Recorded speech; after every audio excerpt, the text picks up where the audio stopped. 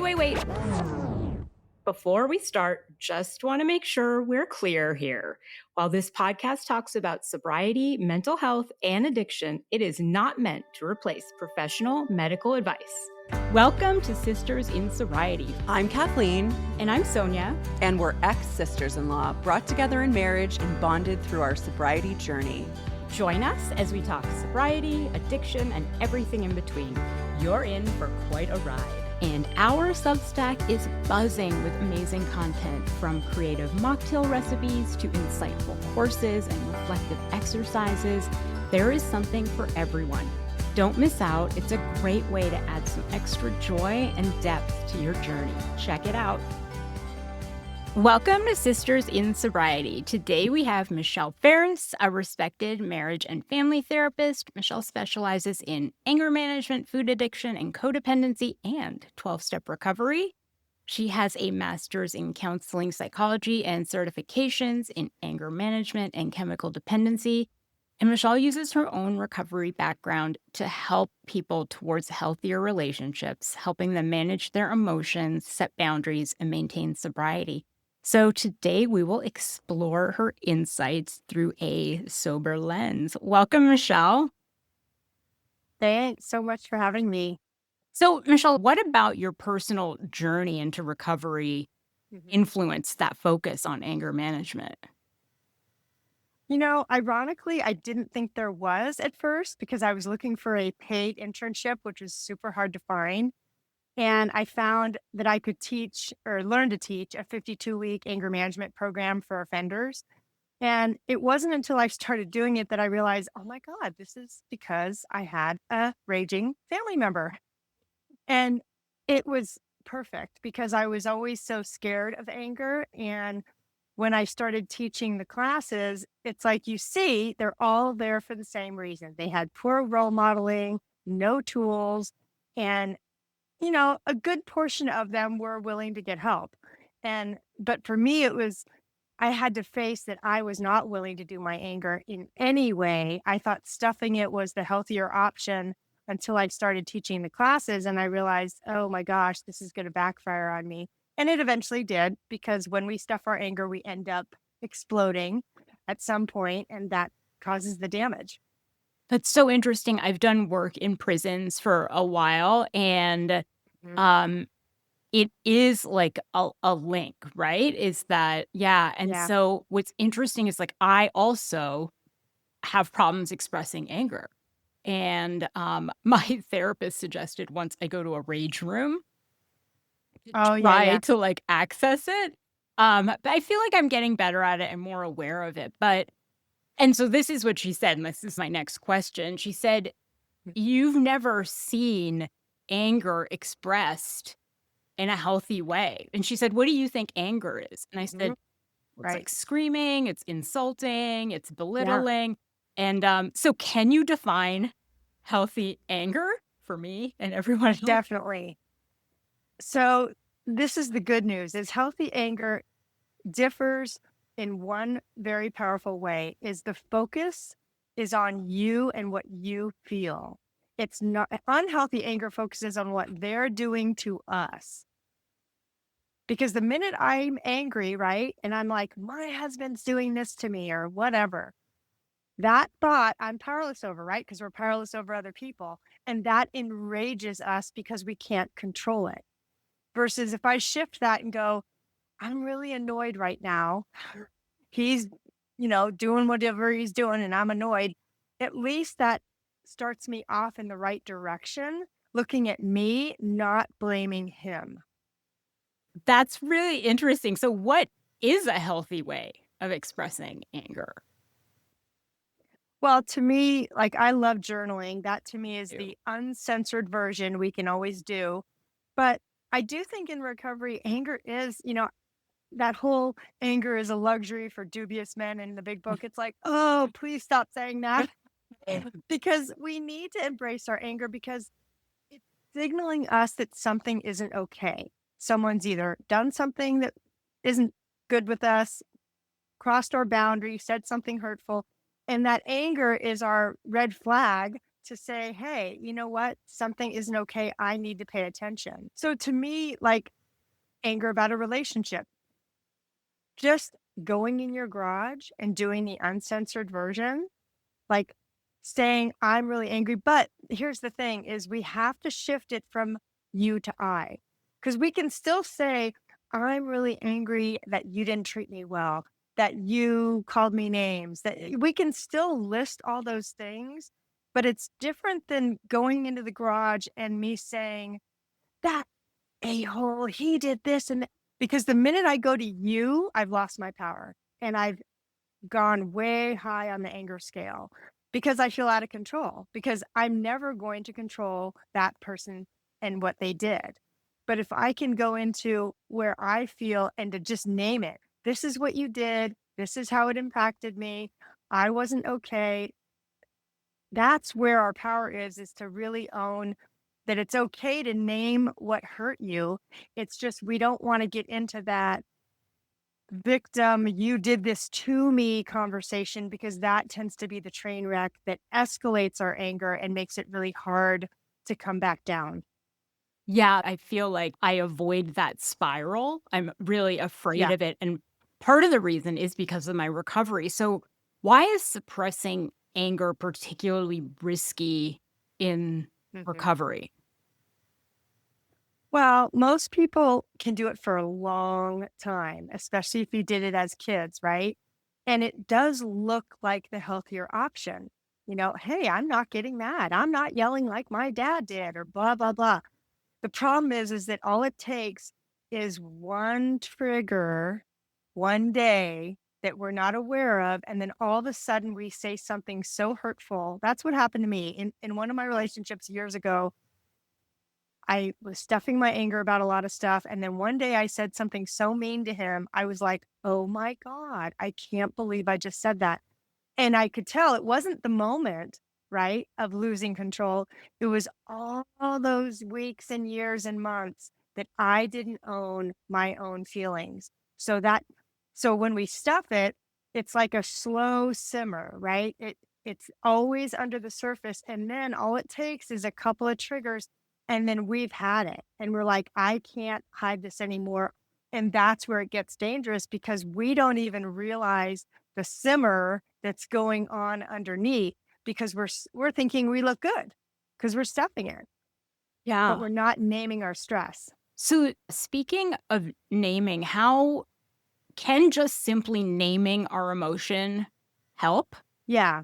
What I like to do is there's 4 ways to identify anger fast. One is our thinking, and this is probably the biggest part. Like when I teach my anger class, we go into negative thoughts about yourself, negative thoughts about your partner, because those thoughts are the match that light us up. The other 3 signs are emotions, like sometimes we have that low level irritability that can be the warning sign, feeling confused or numb because we can't have access to our feelings, which is always a red flag, sign of trauma often. Mhm.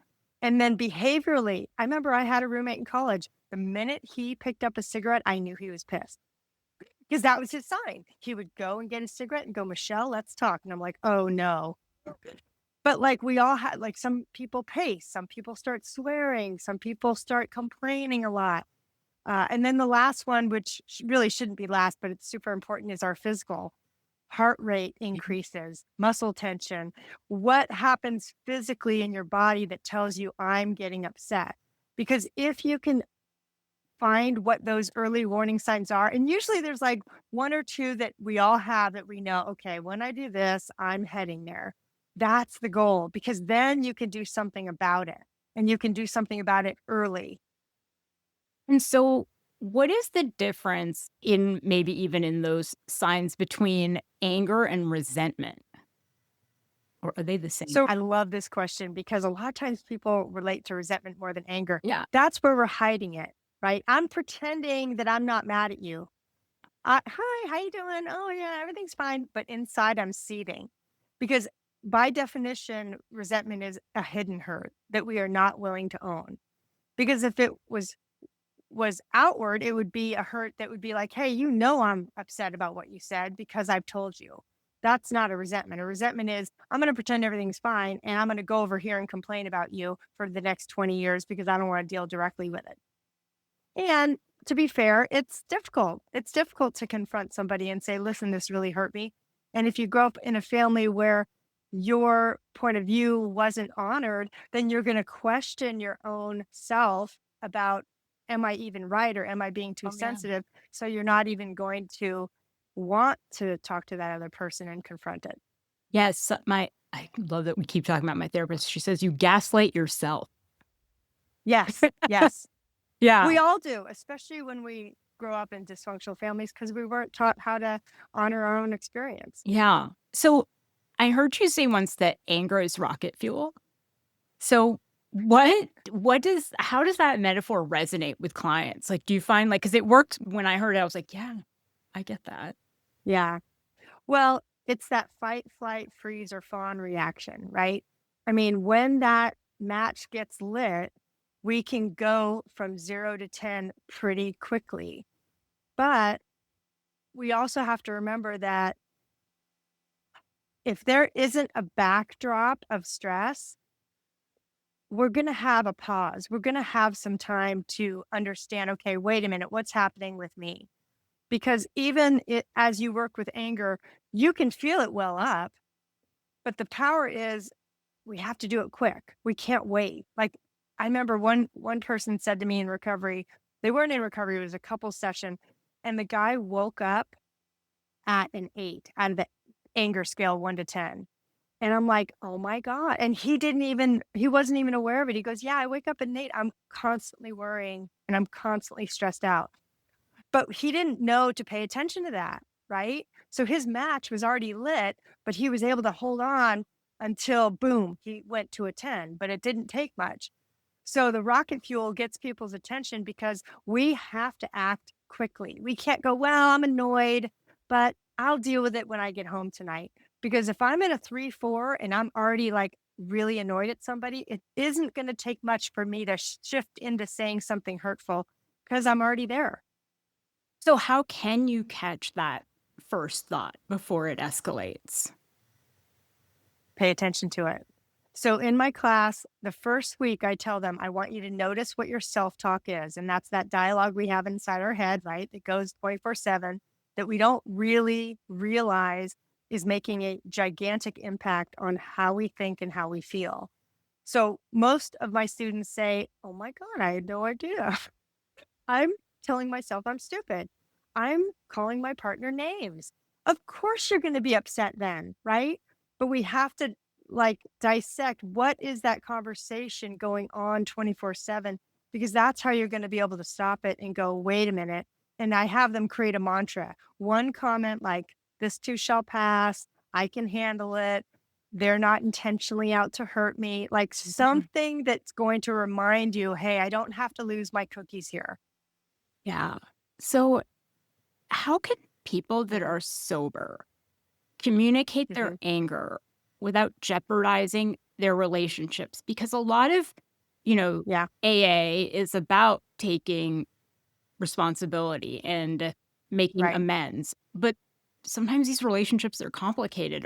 And are you still allowed to be angry when you're making amends? And how can they communicate Mm. that type of anger? And my specific example was my brother made amends to my parents. And I remember saying to him, I was like, they're assholes. Like, you just let them off for yeah, I wasn't sober then. And I was like, you just let Yeah. them off for all of it. And he was like, I'm making amends. And we didn't really go into too much detail, but I remember being angry about it. Yeah. Well, I think in recovery, it's really ideal to work through your own anger first, if you can, and do the inventory and really look at what you're angry about and how your childhood has impacted you, because it's going to be really hard to make an amends when you're angry. I don't recommend it. And that's why, you know, the steps are in order for a reason. And it's okay to wait until you're ready to make them in a sincere way rather than, "Well, I'm going to say I'm sorry, but I really want them to make amends to me," right? That's not going to go over well. I don't think that's what he did. I think what he did was he was like, Yeah. "I'm releasing all the anger, and Yeah. I am taking responsibility for the negative things that have happened in our relationship." So he focused on the amends he made and okay, well, that's awesome if he could do that. Yeah. Yeah, and then I saw it as, "Oh, you just let them off the hook." But Right. so, Right. how do you know if somebody is turning their anger inward? Like, and does it show up as Mm. guilt? Does it show up as shame? Mhm. Yes, but it also shows up as negative self-talk toward themselves. I'm not enough. I wish I was better. I'm stupid. I'm being too sensitive. So there's this whole conversation about making ourselves wrong that is really key because part of anger is allowing it to be without judgment. Like, I'm angry and that's the way I feel. I'm not wrong. I'm not bad. It's just the way it is. And I also tell my students every single time we're angry, if I sat down with them for 10 minutes and heard their story, I'd be like, oh, yeah, I totally get why you're angry. And they're like, oh, yeah, I didn't connect that level of stress or that thing that happened to me because there's always a valid reason we're angry. Now, it doesn't mean we can't take responsibility for how we're angry, but the feeling is there for a reason. And we really need to learn how to honor that, which kind of bleeds into the self trust piece, which is super important. Yeah. How can mindfulness help with managing those kind of bursts of anger? Well, it brings us to the moment, right? Like if I'm in the moment, I'm in my body and I can feel my heart racing, I can feel the muscle tension, and I can feel that there's something going on within me instead of focusing on what's happening outside of me, which is always, again, going to escalate my anger. That's why meditation is so big, right? Because it teaches us to go inward and pay attention to what's happening in our body versus ignoring it and thinking, I don't need to meditate. I'll just keep going. I feel okay today. Right. Yeah, that makes sense. I want to switch over to talking about food addiction, but first, can you tell Mhm. us a little bit about your recovery journey? Sure. So I got in recovery a week before I turned 21 because my best friend at the time said, let's go to an OA meeting. And I said, I swear to God, I said, let's go to Lion's restaurant instead. And I thought I could convince her because she was my binge buddy. And I'm like, let's just go eat. And she's like, no. And I'm so grateful she pushed me, and because of that, like, I didn't miss it. I didn't miss that opportunity. So, I actually started both OA and Al-Anon at the same time, but it was way too much. I had to get my food addiction under control first. But I think, honestly, the other reason I didn't stick with Al-Anon is because I didn't get a sponsor. I got a sponsor in OA right away. But if I had gotten a sponsor looking back, I probably would have stayed because that connection and that mentorship would have helped me because I was in a relationship with an active alcoholic at the time. So I qualified, no problem. But, without that connection, I left. And, I came back 13 years later and started that, but it was definitely a humbling lesson because I wish I could have stayed. So, as you were starting recovery for OA, you were in a relationship with an active alcoholic. Yeah. Yeah. How, when you started going through the steps of OA, did you Mhm. start to see that maybe the relationship was untenable or Oh, I knew the relationship was untenable. I mean, we broke up the night we met. I love that. It was nuts. Yeah. I mean, he was like, "We're not gonna last. You're gonna leave me." And I'm like, "Oh my God, we just met. Like, what are you talking about? I love you." I mean, it was crazy. So I knew the relationship was dysfunctional, but food had become such a way of coping. And with food addiction, you're doing it several times a day. Now, with alcohol and drugs, yes, it can be similar, but this addiction usually goes back to when we're very young kids. And for me, I always used food to cope and I always used food to comfort myself because I didn't know how to get that comfort. So it was a big one for me. And that's why I just, I understand why I couldn't do the alcohol piece at the same time in terms of Al Anon. But I did like Pia Melody and I met John Bradshaw and did one of his inner child workshops. So I did a lot of interesting stuff in the meantime, I just couldn't work 2 programs at in the beginning. But, again, it cycles out, and I knew I was gonna end up going back, and I did. So, what are the similarities between food addiction and substance use? Or is it a sequential thing? Do most people start with a food addiction and it progresses to substance use, or then they have a co-addiction? What is the parallel there? You know, I think a lot of people who have food addiction do sometimes go to alcohol, but I've heard more the other way. I've heard people get sober and then they gain 50 pounds.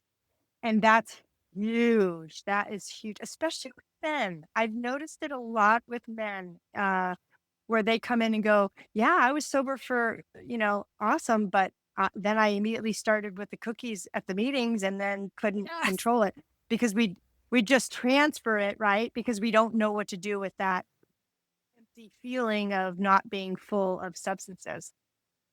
Yes, it's the donuts and the coffee Yeah. and Yeah. It's yeah, the sugar. I Mhm. never in my life until I got sober had a sweet tooth. And then Wow. Isn't never. that Yeah, interesting? I was and Yeah. probably Yeah. within a few days of taking my last drink, I was like, "Does anyone have any ice cream? Is there any?" So Yeah. do we look Yeah. at that as a physiological, like, transferring, or is Mhm. it really an emotional comfort, or is it both? Oh, I think it's both because there's definitely physiological addiction to sugar. I mean, our bodies get used to the high and then we crash. I know for people who would be on the carb side of getting addicted to carbs, that's where you're just numb. You're just kind of flat. So you don't have the highs and lows. Like I always did sweet, salty, sweet, salty. So I never had the high, but I always felt like crap. And, that's where it gets really tough. But I think a big difference in the addiction too is when you get sober, you know, you're done. The plug is in the jug. But with food, we have to eat 3 times a day. And it's very humbling because you have to constantly be mindful of your choices and God, because if you don't have a higher power to restore you to sanity, you're just going to be trying to control your food. And that's not what the program teaches. The program teaches that we're supposed to surrender our food and say, okay, I can't do this by myself. And that powerlessness helps us surrender and get into recovery. So we talked about figuring out if the anger is there. How do you help people distinguish Mhm. between physical hunger and emotional hunger? Well, the first thing is to stop eating. Like we have to have a break, right? Between lunch and dinner. And sometimes people are willing to do that. And sometimes it's baby steps. Maybe they'll go 2 hours without eating. It all depends. Uh, in OA, you can choose your food plan. So some people will do 3 meals a day, nothing in between. Some people will do no binging as their abstinence or no sugar. So it really varies with where the person is starting. But most people try to do 3 meals a day and maybe a snack, but that's it. Because if we don't put guideposts and boundaries around our food, then we're not really recovering. But some people, they need a slower pace, and that's what I love about OA is that they get to pick where their starting point is. So is that essentially saying, look, you don't have to decide between physical and emotional hunger because we have a plan.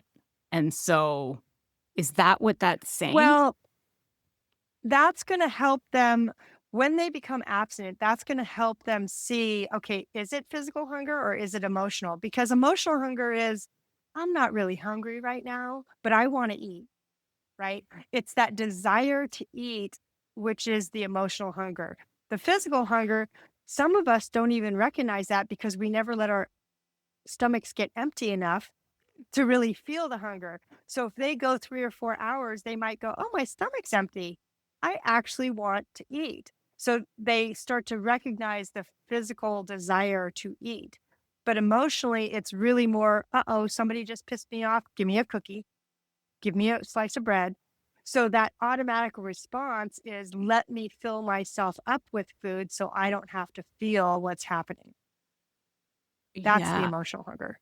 So how do you help people reorient from using food to numb out to healthier coping mechanisms? So I ask him, what would your starting point look like? Like, are you willing to give up sugar? Now, I'd say 90% of us are addicted to sugar, but there are some that aren't. I had a sponsee that I worked with for years. Once in a while, she'll have a little bit and she doesn't get off track. I don't know how she does it, but she gets to do that, right? So it really is, it can't be a diet. If someone comes to me and says, "Oh my God, I just have to go on another diet," or "I can't go on another diet because I can't, I don't have any willpower left," then we start with one thing. Like for me, it was I couldn't do sugar anymore. I knew at my first meeting, my higher power took the sugar from me. I don't know how, it wasn't my idea, but I left that meeting going, I know that if I have sugar, I am going to binge my brains out. And I'm not going to control anything. So that was my starting point. Did I still have Burger King? Yeah. Did I still chew gum compulsively? Yeah. I didn't start with it looking perfect, but I made a beginning with something that was still a huge turning point for me. So sometimes, that's the other difference between food addiction and sobriety is, Mhm.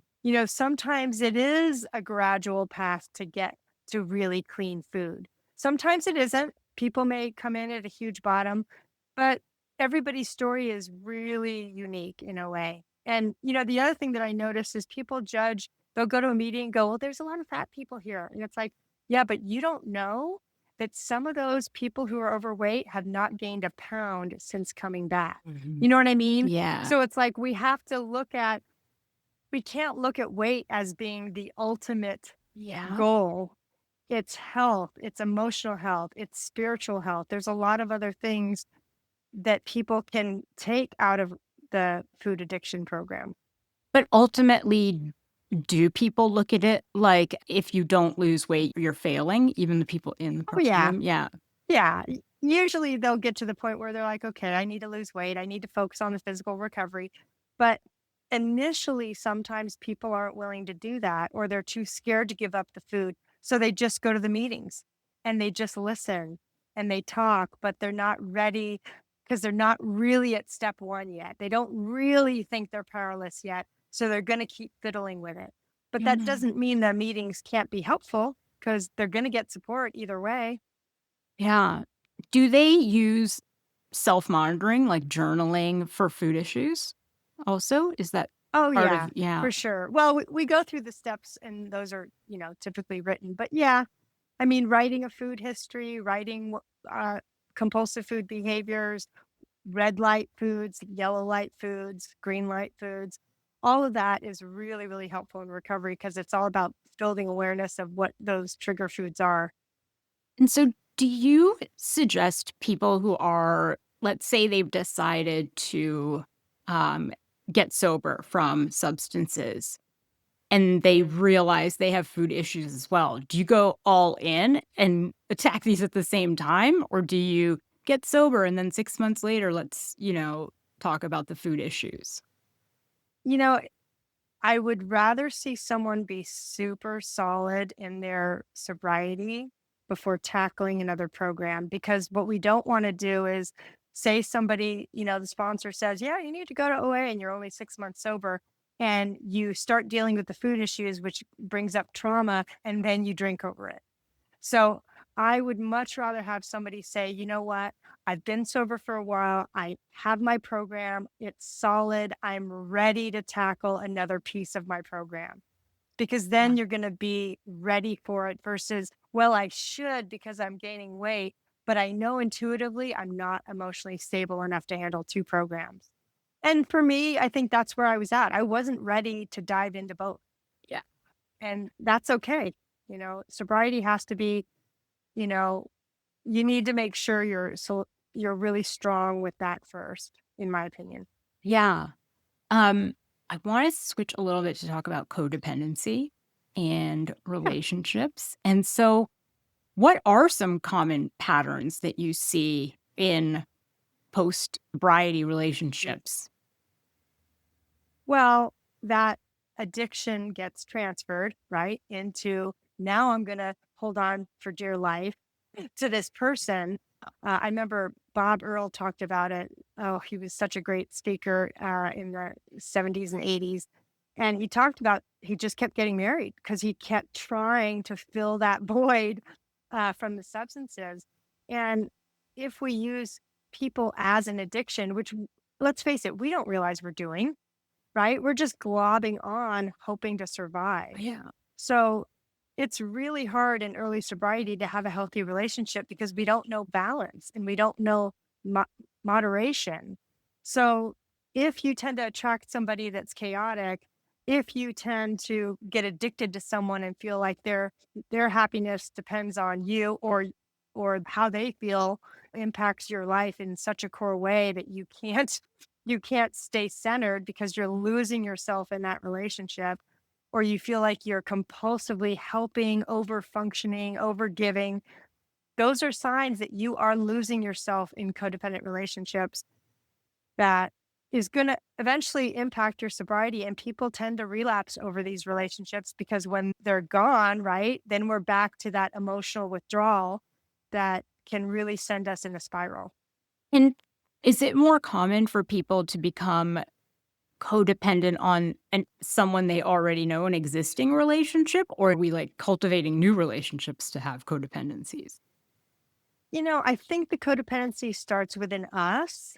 Codependency is like a tree with many branches. I always say that it goes everywhere and it looks different on every person. So for me, it showed up primarily with other women in friendship because I was chasing that love and approval. For others, it might be their romantic relationships.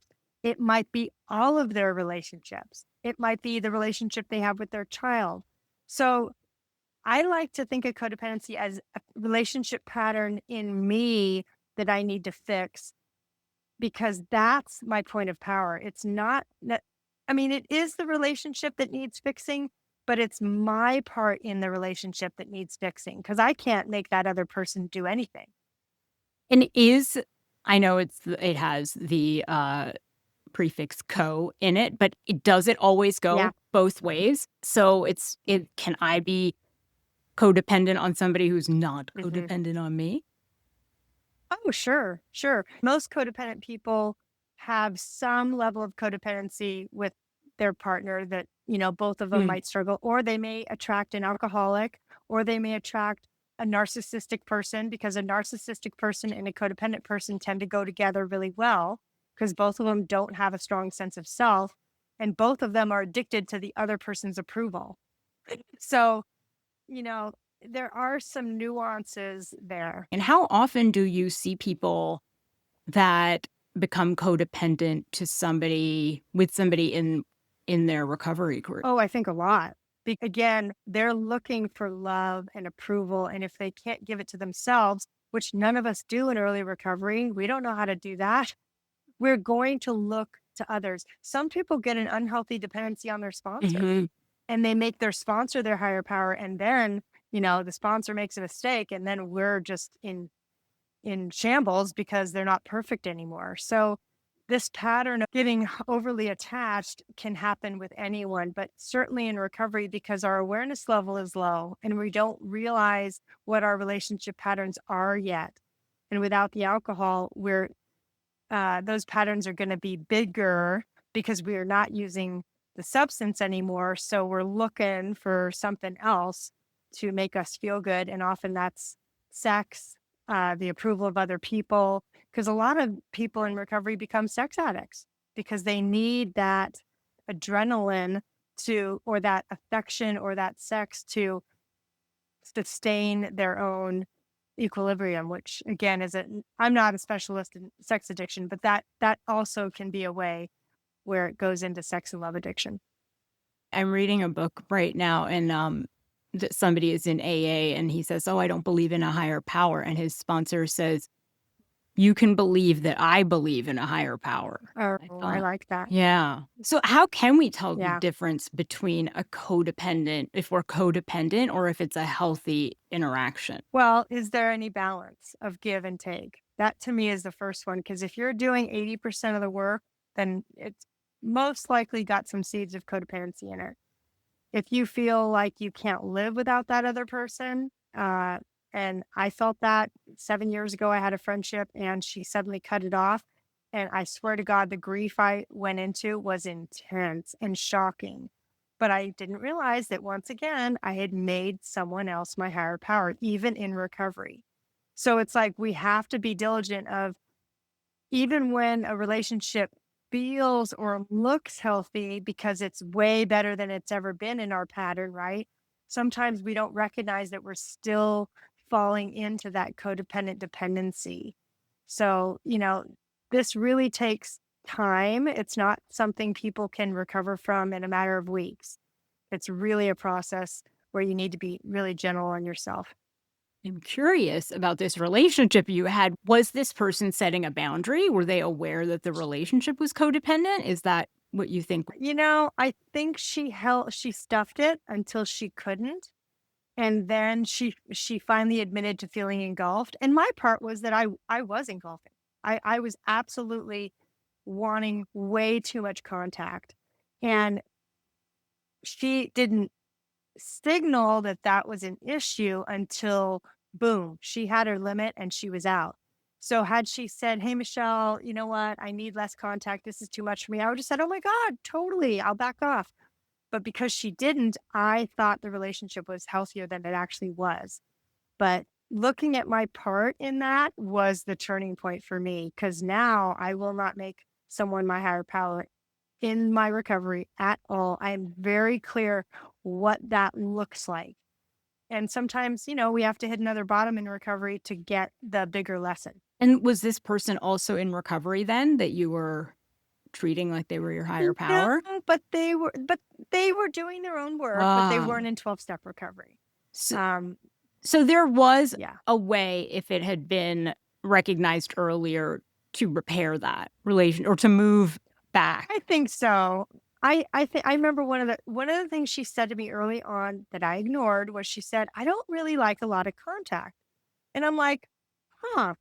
But she called me as much as I called her. So I didn't think anything of it. But looking back, I should have asked her. I should have said, "Okay, what does that look like for you?" Because if she had said, "You know what? I'm really okay with once or twice a month," I would have said, "Okay, cool. Then we're not going to be that close. We're going to be friends, but it's not going to be to me super close. That's okay." But I would have known the limit. And that was the mistake I had to own was that I didn't pursue that comment because I knew something was there, but I didn't want to know. I felt really like, "Oh my God, I have a new friend." And so I let that comment go under the wayside when, I'm not going to do that again. Yeah. And so what can we expect when we start setting boundaries in codependent Mm. relationships? Well, we can start by knowing that if you make the boundary about you and what you're going to do, it's going to be much easier to set. If I tell my husband, "You need to stop this behavior," I have no right to say that, but I could say, "When you do this behavior, I'm going to leave the room because I notice I get annoyed," right? That to me is a boundary. Now, it doesn't mean we can't ask for something, right? If somebody's yelling at us or treating us badly, I can absolutely say, "That's not okay with me. I'd really like you to stop." But we also have to unpack, am I doing the same thing? Like if someone's yelling at me, am I yelling back? Because we have to look at that. And then we have to look at if that other person says, "No, too bad, I'm the way I am," then we have a choice to make. We can't go back and say, "Well, you have to stop this behavior. It's not okay." Because they're going to say, "Tough, Yeah. tough crap," right? So that's when we have to do the second part of the boundary, which is remove ourselves and say, "You know what? I'm going to go because this isn't working for me." And that to me is the more powerful boundary is removing yourself from that toxic behavior because that sends them a message that you're not going to participate in it. Okay. I want to switch a little bit to talk about people pleasing. And Yeah. is people pleasing a symptom of codependency or is it separate? What is the Oh, for sure. difference? So people pleasing is the way when you're codependent, you get love and approval from others. Because if I can please you, then I think you're going to love me and stay with me and not leave me. So I might make up all these ways, like paying for you when we go out, listening to all your problems, trying to take responsibility for your problems, lending you money. I might come up with all kinds of things, agree with you, even if I disagree, because if I learned that I'm not okay as I am, I have to find tricks to get people to like me. And that's what I did as a kid. I had to find ways to get liked because I didn't know a healthy way to do that. And that's why it's such a huge part of codependency, because we really don't know our own value and we don't know how to start a relationship off in a healthy way. Wow. Okay, I have a people pleasing tendency that I Oh, sure. A lot am, of us do. yeah, trying to. Is it something where people pleasing, can you be trying to do that with like 50 people, whereas you're really only codependent on a few people, but you're people pleasing everyone you meet? Oh, sure. You can practice it anywhere. And I mean, it doesn't mean we can't preserve some of that, right? We might want to please people occasionally, but if it's a repetitive pattern that we're always pleasing others and negating ourselves, that's when it becomes a problem. But there may be times when I choose to please someone else because I love them, because I want to give.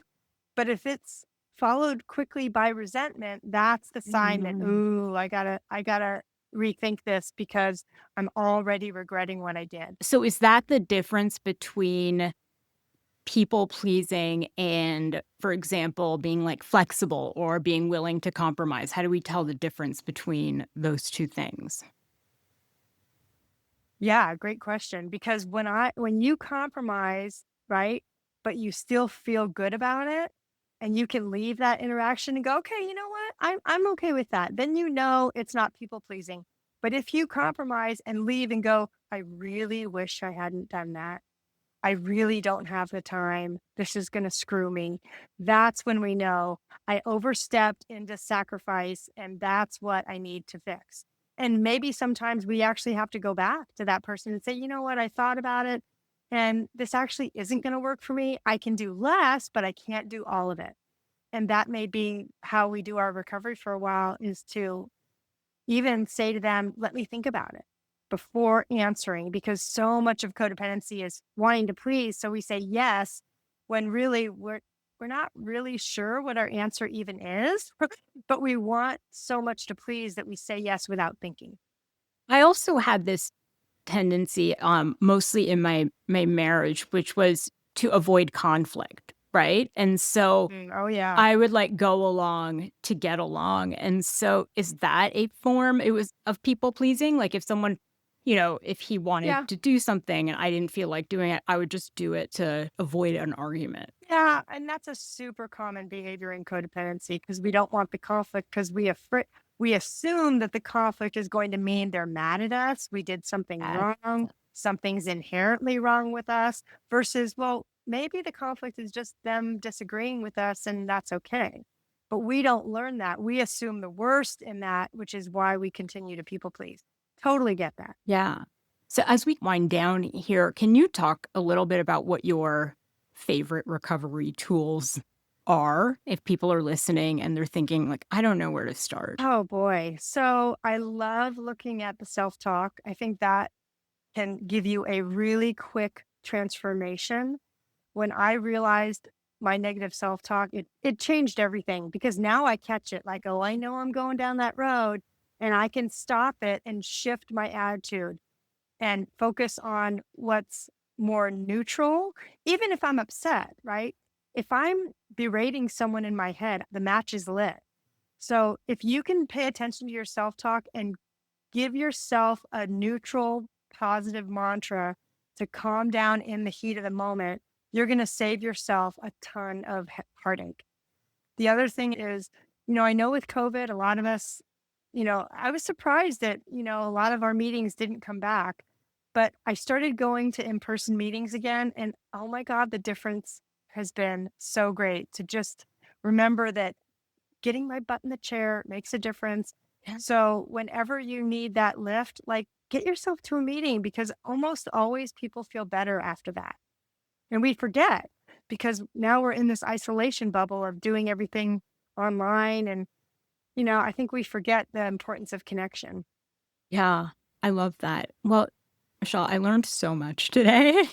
Thank This you. was so fun. Oh my God, this is great. Thank you so much. And we will include Michelle's links in the show notes so that you guys can get in touch with her. And thank you for listening to Sisters in Sobriety, and we'll see you next week. This was Sisters in Sobriety. Thank you for listening and being with us today. If you want to learn more about sobriety and meet your community, find us at sistersinsobriety.substack.com. Are you a sister in sobriety? Then reach out on social media. We'd love to hear from you. If you're feeling generous, leave us 5 stars and a review and follow us wherever you listen.